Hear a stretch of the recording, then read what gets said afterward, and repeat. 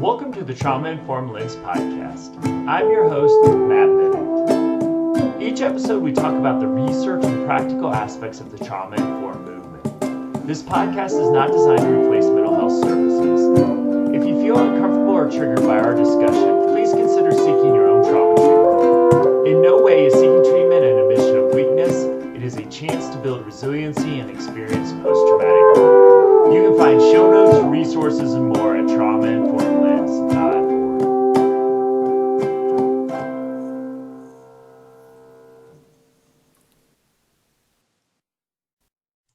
Welcome, friends, to the Trauma Informed Lens podcast. I'm here with a very special guest today, Dr. Jeff Spiess. Dr. Spiess, welcome to the show. Thanks. Great to be here, Matt. We are going to talk about your expertise today around end-of-life issues. And we know for those of us in the trauma field, disease, death, all these issues come into play. I'm interested to really talk from the individual experiencing this and your expertise there, but also the family members who are dealing with as well. And obviously in a time where we have a pandemic going on, I know a lot of the organizations I work with who are working with already vulnerable populations have suffered death of their clients and patients at alarming rates. So I think the timing of this conversation couldn't be better. So welcome to the show, and I'll give you a chance to give a more formal introduction of yourself and your work before we jump into the topic. Okay, great. So I'll give you the quick and dirty here. So I recently retired from medical practice. Congratulations. No, it's a good thing. Good thing. Well, practicing was a good thing too. Yes. But retirement is an even better thing. Yeah. And grandchildren make a difference there. Yes. Okay, so I trained in hematology and oncology, and for the first 15 years or so in my practice was in private practice on oncology. Through that time, I became increasingly interested in the people, a little more than the diseases, and then gradually more and more than the diseases. And I started as a volunteer hospice medical director with a small not-for-profit hospice very soon after I started oncology practice, because for me, that was just part of the job, and I learned tremendous things there. And particularly of value is meeting my patients as they were closing the ends of their lives in their own homes, and to encounter really even more who these people were. I had a chance to shift gears in, I think it was 2001, had an opportunity to jump back into the academic world, and was at the University of Iowa, where I made my salary by seeing cancer patients, but also served as the inpatient palliative care director. And then starting in 2005, late 2005, I switched to total end-of-life care with as a hospice doc. And as I mentioned, I retired recently from that. I took throughout working with people who are seriously and terminally ill, I would become distressed by what I perceived or what I saw as suffering or distress that really didn't have to be. Maybe it had to be at the moment, but could have happened and could have been headed off.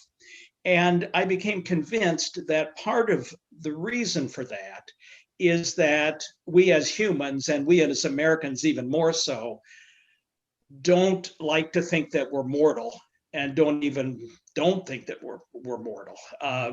We know it up here, but we don't know it down here. And so we're afraid to talk about it. And because we're all afraid to talk about it, the decisions don't get made in a good way, in an expeditious way. So I had been playing with writing something for the last 10 years or so.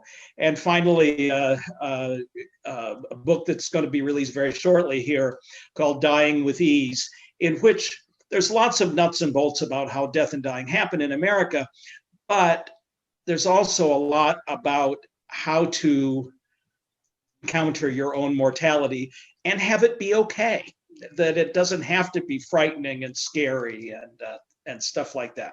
So that's kind of who I am and what I've been about here lately. Excellent. And is that your book behind you? I think I see it. Oh, yes, actually, yeah, yes, yeah. I think when it comes out, it should be like 2 days before publication or so. Yeah, something like that. Yes, but you can go to go. So we'll put the plug at the beginning instead of the end. Yeah, local bookstores are great, but Amazon and B&N and everybody's got it. So absolutely, I'm on the site right now. So we'll link to all that in the show notes. Okay, so. thanks. So I'd like to ask you a question because, in my work, having had a few, clients of mine pass away, a lot of them with complex medical histories, and also usually things like homelessness, other things, mental health, as well as a lot of physical health issues.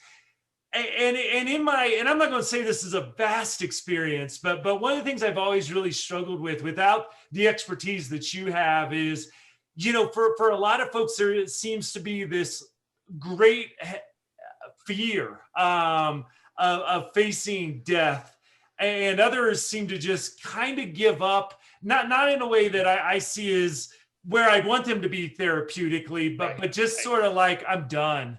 In the HIV arena where I do some work, we have some folks who are just like, I'm not going to take my medication anymore. I'm just sort of tired. And that sense of kind of hopelessness kind of takes over. And I just, as we think about, maybe folks with histories of trauma, just as somebody who's really focused a great deal of your career on this end of life thing, what are some of the issues that folks are really struggling with? And then I know this is a huge question, so I'll give you as much of a runway as you want for it.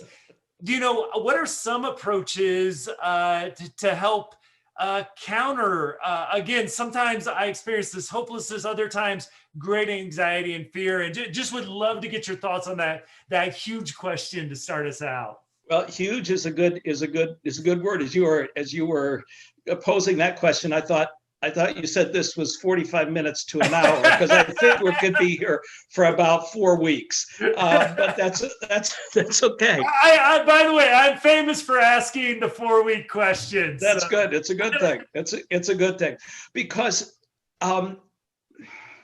trauma, at least for me. Not for me personally, we can do that if you want to, but that's a whole nother world.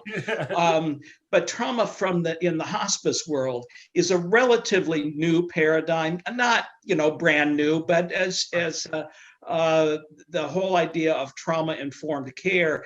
And once you start to look at it, you just see how gigantic it is in the individual, in the family. So maybe starting with I'm done. I'm done here. And that's I think an apt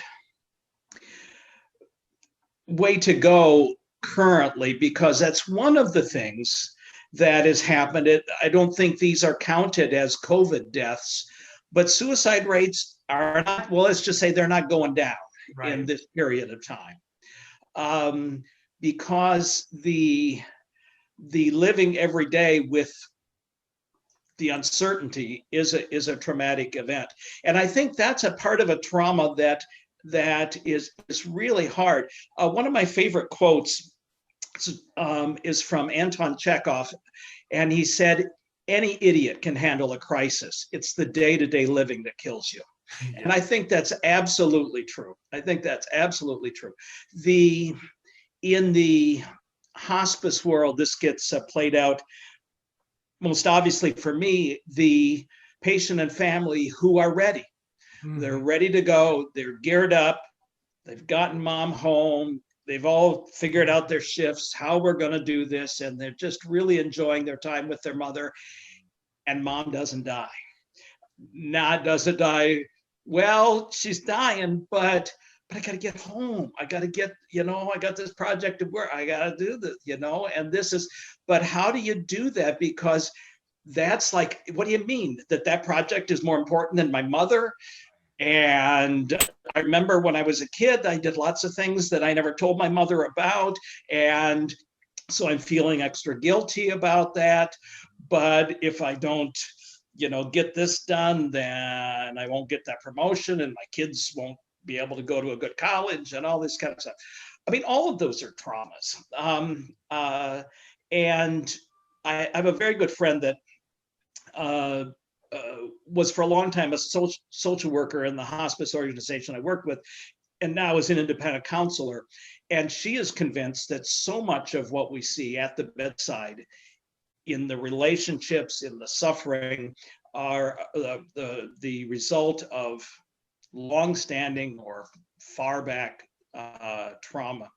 This probably isn't going anywhere where you wanted it to go. No, but I think you're answering what one of my themes I hope we talk about is that, how is one of my just interests. And I think when I see this giving up or this anxiety, it is at least somewhat rooted in past unresolved trauma. It's almost like I may be so sad at how my story's ending and my story hasn't been good, or I've got so much guilt or shame that I'm not going to be able to resolve. And so, in many ways that's the root of my question is working with highly traumatized populations. It doesn't seem in my limited experience that the transition into, the last days, so to speak, are usually pleasant, are usually, like you said, when my grandparents passed away in the last 5 or 6 years,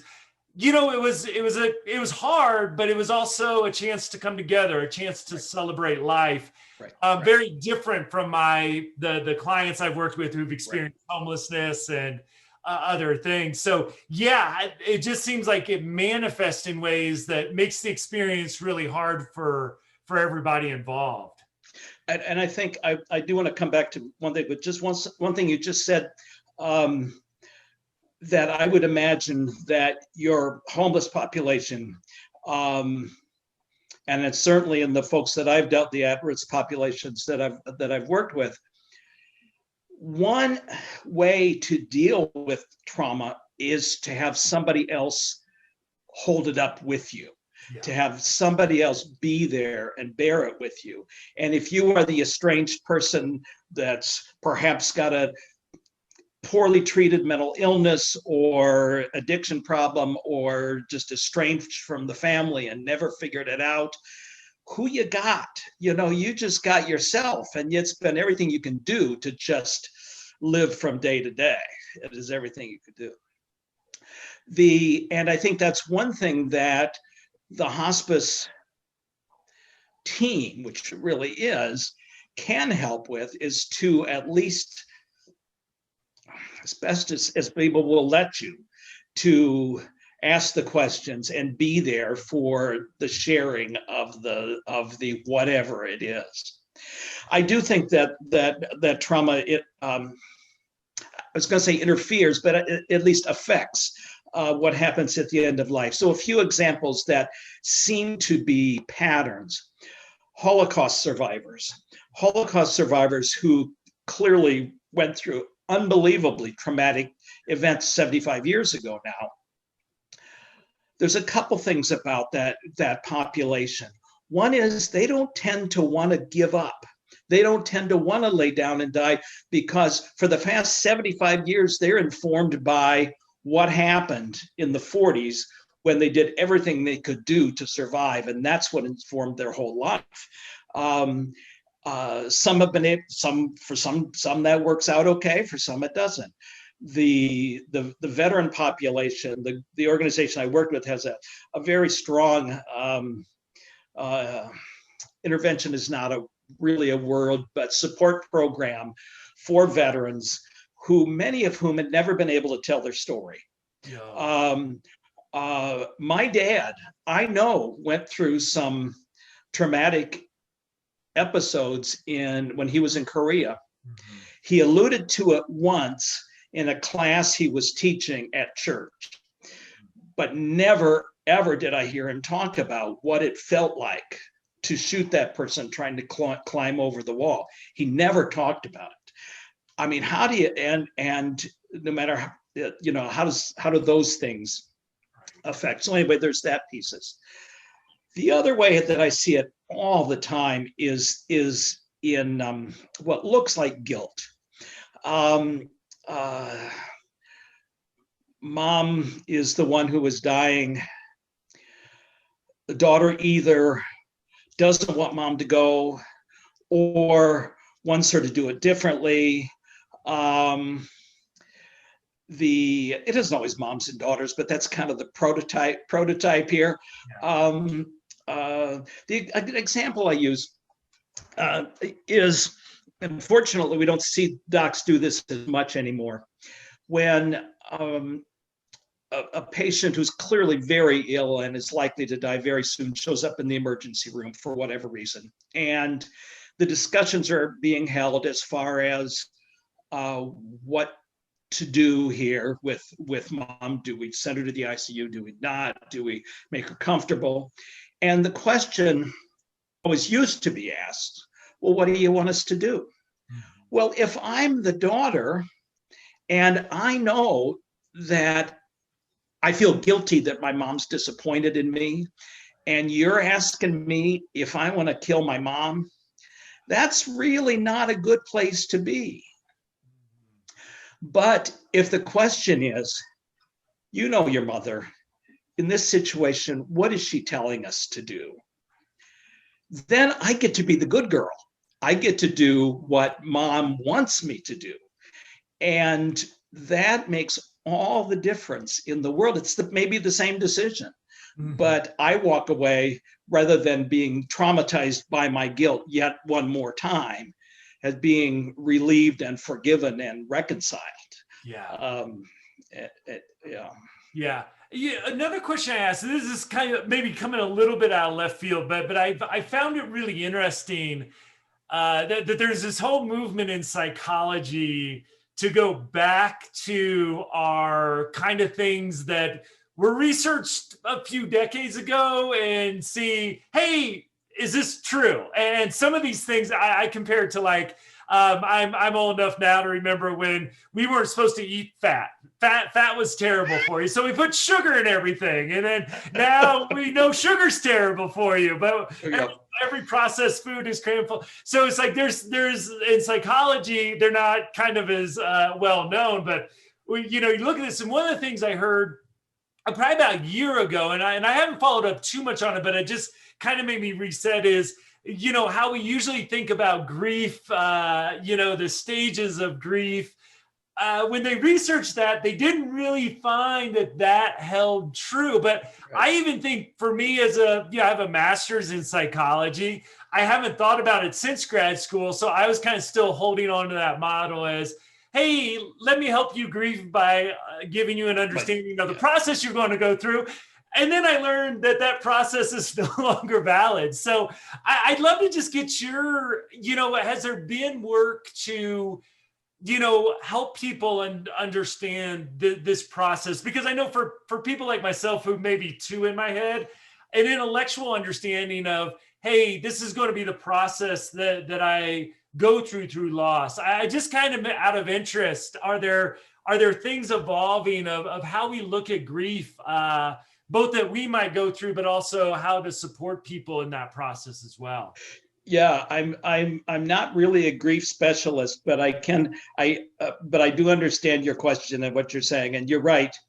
The stages of grieving, just like the stages of dying that Elizabeth Kubler-Ross put forward a few decades ago, are a great model, and probably most people do go through most of those stages sometime in the process. but the number who go through one and then I'm transitioning into number two and then transitioning to number three doesn't happen very often. Unless they probably read the book and then they. Yeah, that's right. I really wonder if some of these studies, create these truths in how we experience the world. But go ahead. Well, no, I think that's true because that's good for me because, I'm kind of that kind of a guy. If I know how to do something and I know this is step one and this is step two and this is step three and this is whether I'm fixing my sink or whether I'm, delivering bad news to a patient. If I do things in an order, it's kind of like the IKEA thing I put together. I do what the little man does there, and then I do what the next little man does. It'll happen. And that works for me. But I don't think that's the way we're wired. We go through what we go through in the moment. Yeah. And whatever stimulus popped in our head at that moment, put us back when we were 12 or put us, into that stage of feeling, I am ready to go now. And I'm so accepting. And then the next minute I'm furious. So I think those things are probably right, but I think the sequence is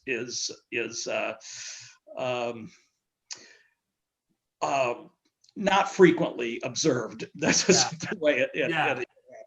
And people are where they are. But one thing I do like about those things, if they're in the literature, if they're in the counseling, or if you're talking with somebody, is for somebody to recognize, oh, that's step three here, that bargaining thing. I recognize that's me, and that makes me feel like I'm normal. That because somebody else felt this, and it's a normal thing. Yeah.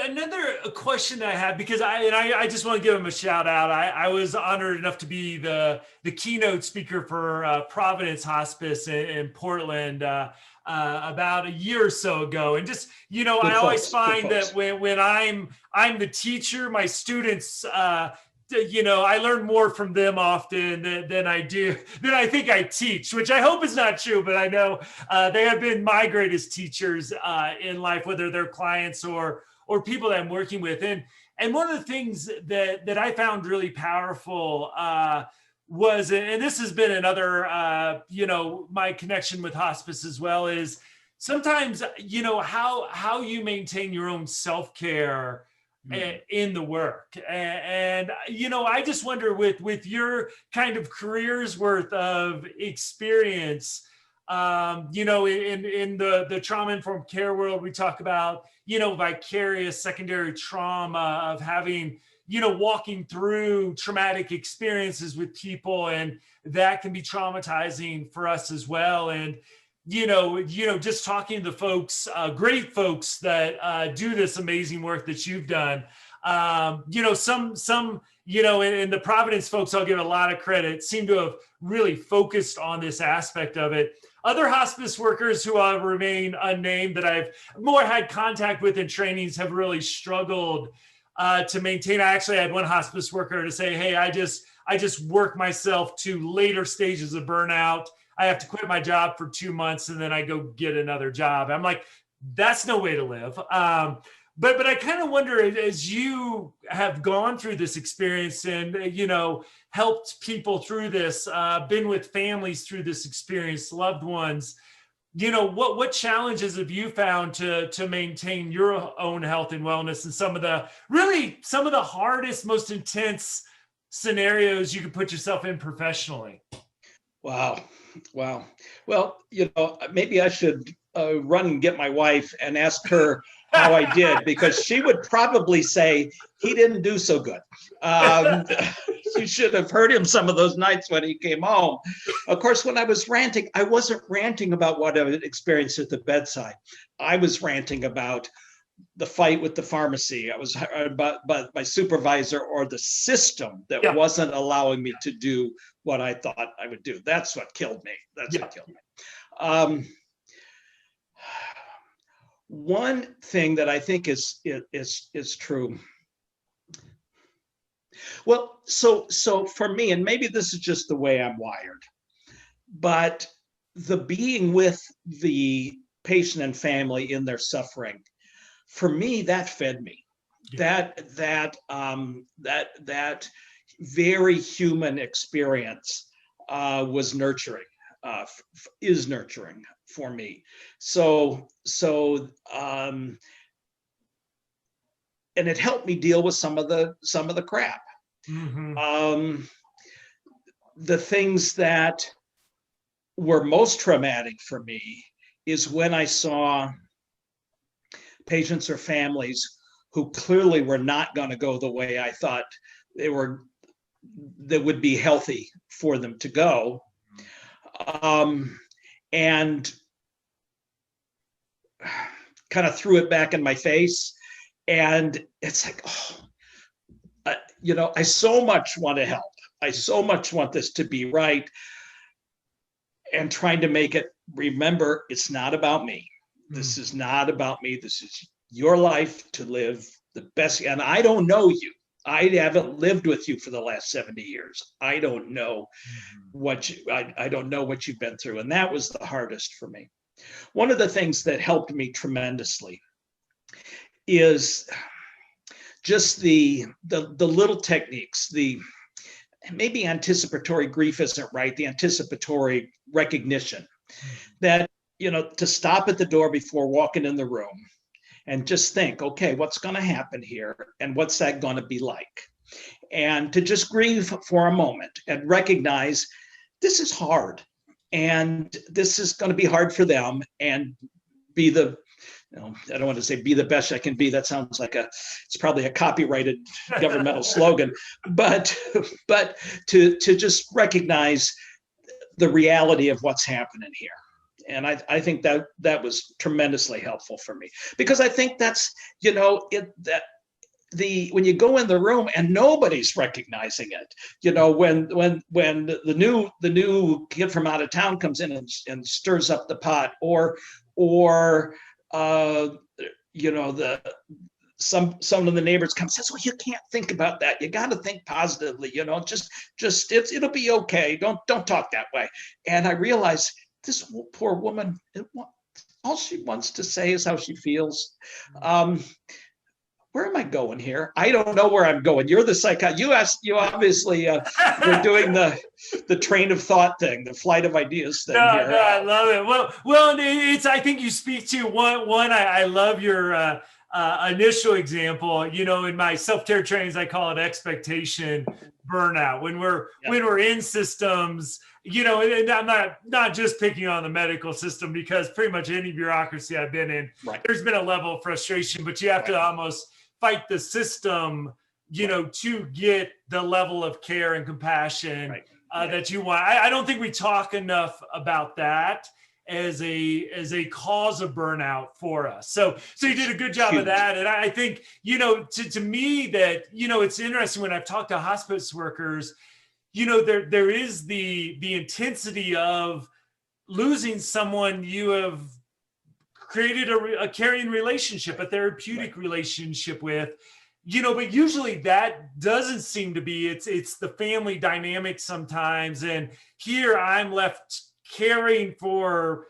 people within this dynamic, yet the dynamic can be incredibly toxic, no matter how much you want it to be nurturing and peaceful. And, as I've seen now that I'm 45 and have, experienced, death firsthand, death of friends, family members, it's like, boy, sometimes the best out of everybody pops up during these times, but usually all those dynamics that may, like you kind of mentioned, were under the surface often pops up as well. And, hospice workers have told me that it's just hard to see, when the dynamics almost won't let the person pass away peacefully. And I've watched that as part of a team, but usually people have recovered in my experience. So it's like, okay, now let's work on the dynamics, because the clock has been set back, but I know that's not always the case as well. So. It's not always the case as well. And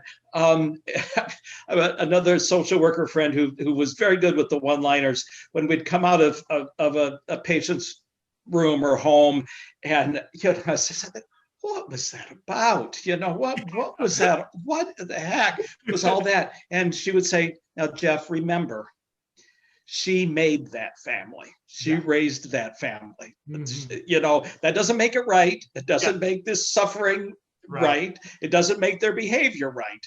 This is who they are. And this is the way they have dysfunctioned for the past decades. And this is the way it's going to be. So we do the best we can with what we got here.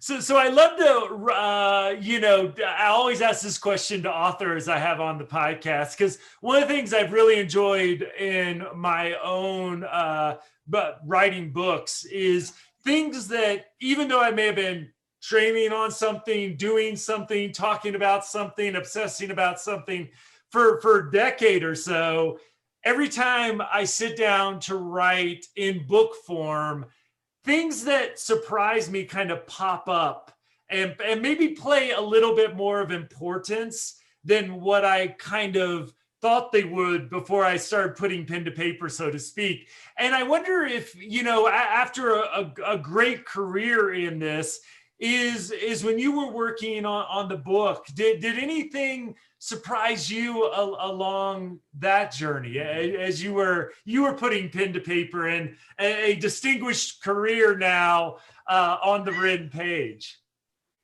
Well,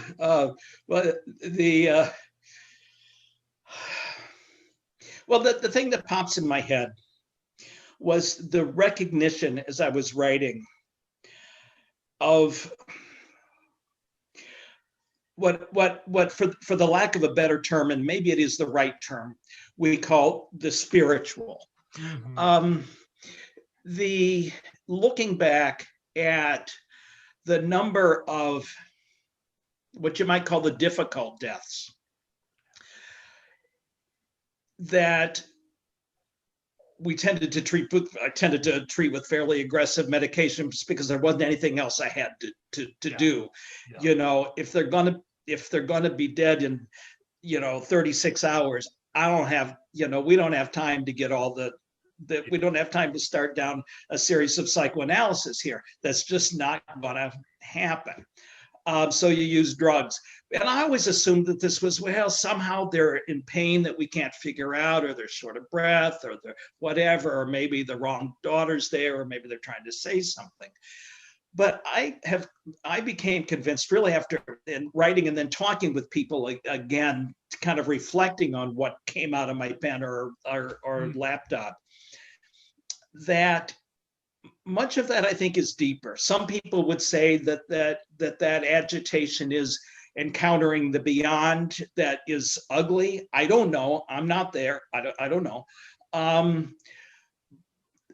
Some people talk about that as fractured relationships or guilt on that person.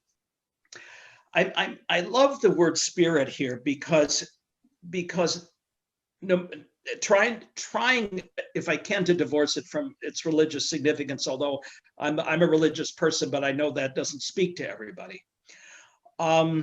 Because that word, of course, refers to breath. The same word as spirit is the word for breath, as we inspire and expire and aspire or aspirate when we choke on something. It is the essence of who we are. Whatever it is who we are. And I'm convinced that a great deal of suffering and solace happens at that level. Mm-hmm. And that's a level that's hard to get to if you're in pain, if you can't breathe and whatever.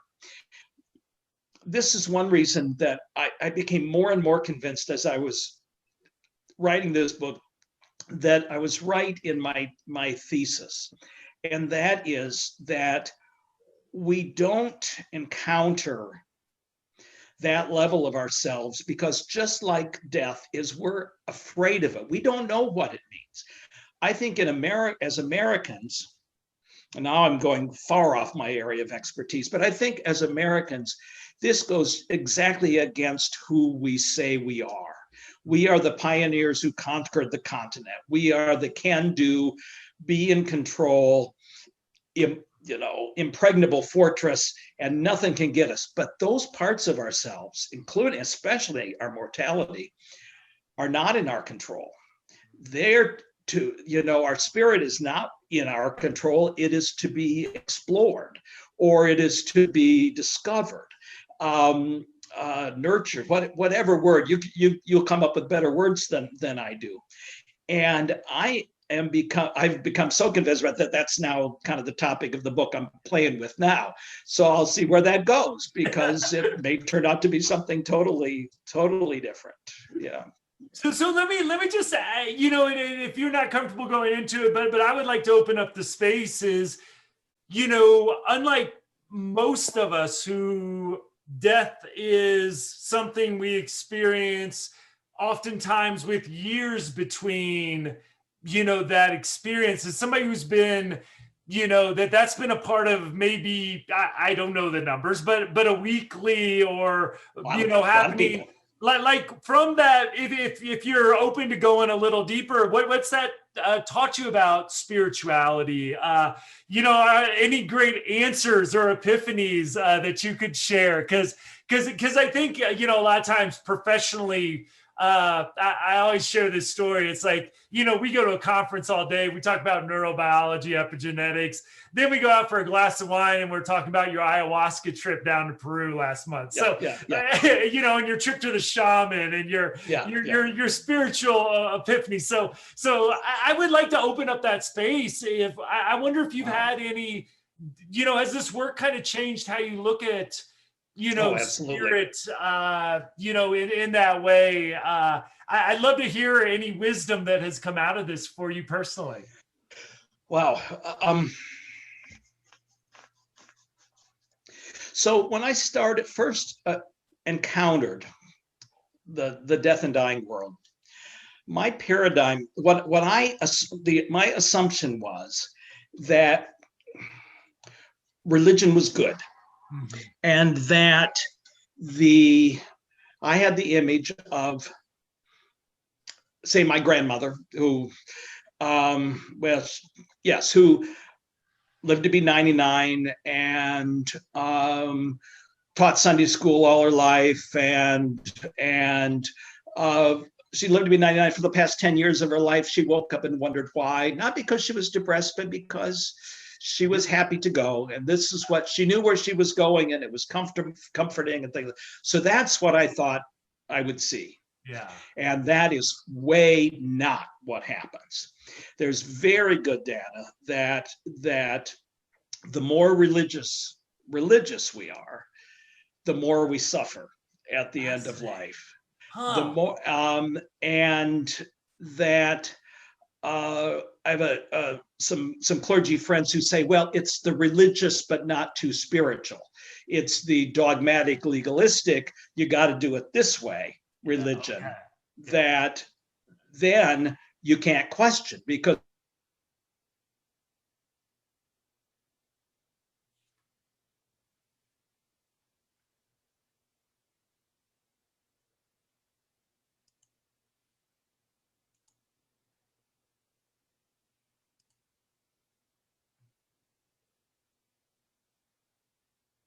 but what I found was this unbelievable tradition of wisdom in cultures and religions and philosophies that saw death as an intriguing thing, as a positive thing, as a transitioning thing.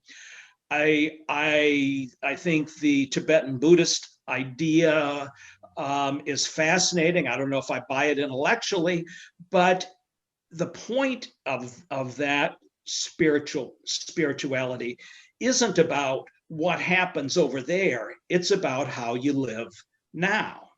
And I think that one of the lines that I used to use all the time in talks is that the number of people who described this said that I finally figured out how to die, and it is teaching me how to live. Wow. Or how I should have lived. I should have lived in the present, in the moment, happy with who I am, honest in my relationships with other people, accepting and loving and forgiving and all those things. I think that's one thing I've learned from it.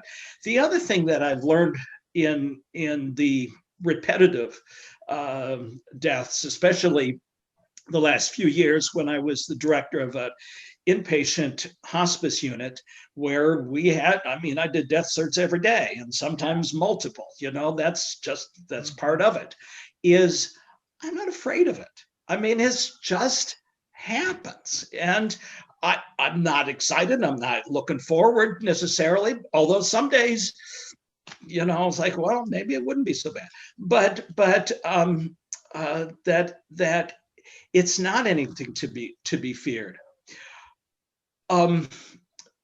This has nothing to do with trauma or any of this stuff, but my one of my favorite scenes in literature, and it's actually, I use it as the beginning of the introduction in my book, is Socrates on trial, who is being accused of moral turpitude and things, and he's going to be executed. And in his defense, in his apology, he says that to be afraid of death is to be afraid of something we don't know. It's the least logical thing. We don't know that death might not be the absolute best thing that could ever happen, and we don't know, and we're afraid of it. That's just stupid. Now, but I think we're afraid of it because we don't know. Right. We know this. Yeah. Some days we really like this. Most days we really like this. Some days this ain't so great, but we're still not ready to go there, right, because we don't know what that's about. Yeah, absolutely. So this has been an amazing conversation. I guess I'll ask a small question on the way out, since I haven't dropped 3 or 4 huge ones on you. I just, for someone like, I'm in my mid 40s, I don't think about death every day, but as I get older, are there any, have you, I guess if we're not going to fear death, we can talk blatantly about it. If somebody is going to die well, because, if death's not something to be feared, I can, go out and shoot a good round of golf or a bad round of golf or whatever it might be. Have you seen people, commonalities, I guess, in peaceful passings that seem to, are there best practices, so to speak, from my nerd? I always look for the best practices. Do you have any suggestions for folks that, they're not necessarily in that moment, but, just, hey, if I can start doing some things now, I'm all about following those best practices from experts like yourself. So any knowledge you drop, things to think about. Yeah, and I think there are a couple. There are two things that come to mind here. One that I put as a chapter in my book, so this is the plug. Although borrow it from somebody else, get it from the library. It's okay. You don't have to buy it. Although this is my retirement. So that, but and I encountered this early on, maybe back in the 90s. I was at a conference, and a spiritual care director from, it was actually from the Cleveland Clinic at the time, but he's moved on and now become a very good friend, led a session on progressive loss and the little deaths that we encounter every day.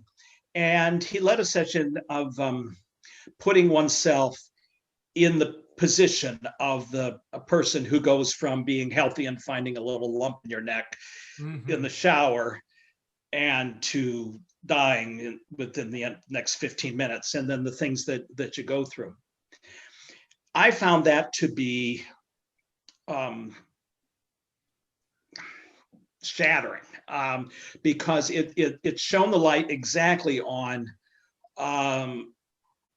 how it felt, how it might feel to be the dying person, and what was most important in my life, and then what to do about that. So I tried to translate that into a written out format, and I'll be interested in what people think. I've had several people do it and they think it works, so we'll see. Good. Let me go though back to there are a couple best practices. I think pick a book. This is one, Franco Staszewski's. Pick up So do mine. But if you don't want to, Franco Staszewski's book on the 5 Invitations is tremendous. B.J. Miller wrote a book on that's really more of a list of nuts and bolts, how to do this. Okay. But the best advice I've ever encountered was one of the first ones, and this was from a book called Dying Well, written by Dr. Ira Byock back in the 90s. And he identified that commonality, that the what it takes to die well. And he saw that, at least at that time, as a series of 5 tasks. And so now I guess we've circled back to the list, of the tasks. And you do them in any order. But the tasks were things you need to say before you die. And they were, forgive me, I forgive you, I love you, thank you, and goodbye. And if you think about the people, because when you hear those questions, you immediately think of that person or this situation or whatever that is still out there. And that this is the healing that can lead to the wholeness, that can lead to the good dying, or the better dying. And this is another thing to kind of think about every so often, because if you wait until you're going to be dead in 3 days, you don't have time to call up that person and do it. So maybe to think about that list of questions every so often and think, maybe it wouldn't hurt if I went and told her that it hurt, but I forgave her, or even if you don't tell them and you write the little letter that you burn, whatever, to clear it out of yourself, you'll live better. You'll just be happier, and you'll die better. Yeah, well, I think that's beautiful advice to end this great conversation. So again, Dying with Ease, coming out October 20th. I looked on Amazon. I believe you can pre-order it. You can pre-order now. It looks like. So you'll have about a week for pre-order when this comes out to snag your copy. I'm looking forward to getting one and checking it out. So Dr. Spiess, great to meet you. Great conversation. Thanks for sharing your wisdom. We'll put your website, the site of the book, so people can get more information at traumainformedlens.org. And just when you write that next book, please come back and share additional insights from your amazing career. And thanks for all the great work you've done. And I just also appreciate people sharing that wisdom with the world too. I imagine if this conversation is any indication that you're giving the world a gift of all that experience that you've had that we can all learn from. So I thank you for that as well. And to you all, and to you also. It's been a delight, Matt. Thank you so much. Thank you.